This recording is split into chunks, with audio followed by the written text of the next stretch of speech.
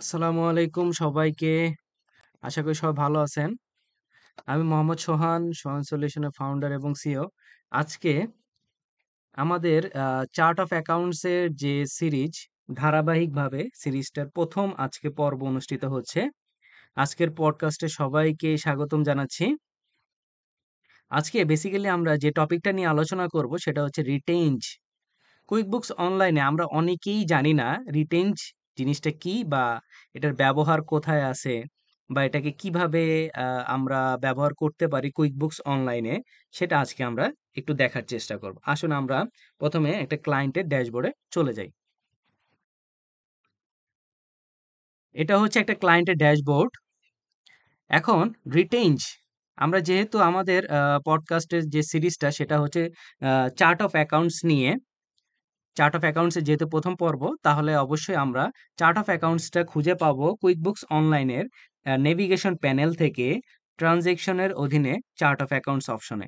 এখন এখানে আমরা সবাই মোটামুটি জানি কিভাবে চার্ট অফ অ্যাকাউন্টস অ্যাড করতে হয়। আমরা যদি ম্যানুয়ালি অ্যাড করার চেষ্টা করি তাহলে নিউ আইকনে চলে যাব। নিউ আইকনে যাওয়ার পরে আমরা যদি এখানে একটু লেখার চেষ্টা করি রিটেইনজ, রিটেইনজ, এবার এটার জন্য আমাদের অ্যাকাউন্ট টাইপটা কি হবে বা ডিটেল টাইপটা কি হবে সেটা আমাদেরকে বুঝতে হবে। কারেন্ট অ্যাসেট হবে এটার টাইপ, আর ডিটেল টাইপটা হবে রিটেইনজ, অলরেডি দেওয়া আছে। এবার আসেন আমি একটু রিটেইনজ নিয়ে আপনাদের সাথে একটু আলাপ আলোচনা করি। রিটেইনজটাকে যদি আমি একেবারে সংক্ষেপে বলতে চাই একটা সেন্টেন্সে, retainage in QuickBooks online is a portion of payment that is withheld until a project is finished or a specific milestone are met. It is also known as retention receivable. QuickBooks অনলাইনে রিটেইনজ হচ্ছে একটি অর্থ প্রদানের একটা অংশ, যা একটা প্রকল্প শেষ না হওয়া পর্যন্ত, বা একটা নির্দিষ্ট পরিমাণ, যে মাইল ফলক বা যেটা নির্দিষ্ট পরিমাণ স্ট্যান্ডার্ড যেটা, সেটা পূরণ না হওয়া পর্যন্ত এটাকে কি করা হয়, আটকে রাখা হয়। এটা আবার আরেকটা নাম আছে, সেটা হচ্ছে রিটেনশন রিসিভেবল নামে পরিচিত।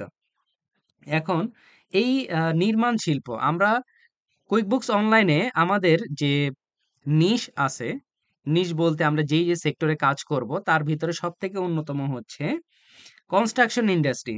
এখন কনস্ট্রাকশন ইন্ডাস্ট্রিতে এটা সবথেকে বেশি ব্যবহার হয়। মানে এটা বলা যায় আপনার হচ্ছে স্ট্যান্ডার্ড একটা প্র্যাকটিস। ঠিক আছে?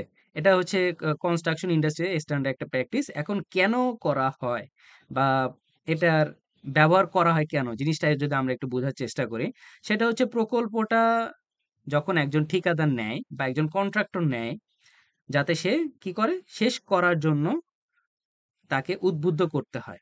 ঠিক আছে? বা আমি যদি বলি initiative contractors to complete this project. ঠিক আছে? ইনসেনটিভস।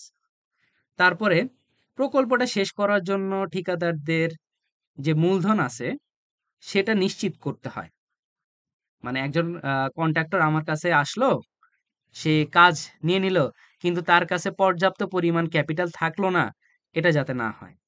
মানে সোজা কথায় আরেকটু যদি আমি বলার চেষ্টা করি, ensure contractors have the capital to finish the project. এটা সবথেকে বেশি ইম্পর্টেন্ট। তারপরে হচ্ছে ঠিকাদার এবং ক্লায়েন্টদের চাহিদা, সেটা ভারসাম্য বজায় রাখতে সাহায্য করে। মানে balance the needs of contractors and client. এখন কুইকবুকস অনলাইনে এই যে কনসেপ্টটা জেনারেল লেজারে আমরা কি করতে পারি, কারেন্ট অ্যাসেট হিসেবে অ্যাড করতে পারি। ঠিক আছে? আমরা কারেন্ট অ্যাসেট হিসেবে অ্যাড করতে পারি।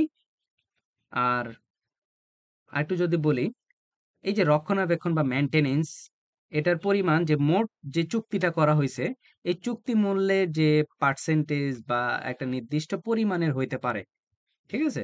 কুইকবুকসে সঠিকভাবে রক্ষণাবেক্ষণ পরিচালনা করতে বা নিশ্চিত করতে সাহায্য করে যে নগদ প্রবাহ সঠিকভাবে পরিচালিত হচ্ছে, আর এটা যে লেজারটা মেইনটেইন করা হচ্ছে সেটা বেসিক্যালি রাইট, মানে বুকস আর অ্যাকুরেট।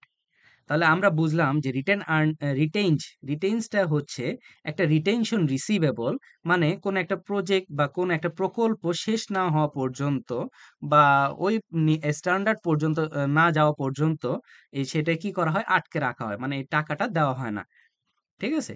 এটা আমাদের যে সবথেকে বড় যে সাইট, কনস্ট্রাকশন সাইটে আমাদের যে নিশ, আমরা যে ক্লাউড অ্যাকাউন্টিং সফটওয়্যারে অ্যাজ এ ফ্রিল্যান্সার হিসেবে আমরা যে কাজ করি, সেখানে এটা একটা স্ট্যান্ডার্ড প্র্যাকটিস হিসেবে ব্যবহার হয়। এখন যদি আপনার ক্লায়েন্ট যদি বলে যে আপনি রিটেইনড নামক একটা চার্ট অফ অ্যাকাউন্টস এড করবেন, তখন আপনি কিভাবে এড করতে পারেন? এখানে আপনার অ্যাকাউন্ট টাইপ হবে হচ্ছে কারেন্ট অ্যাসেট।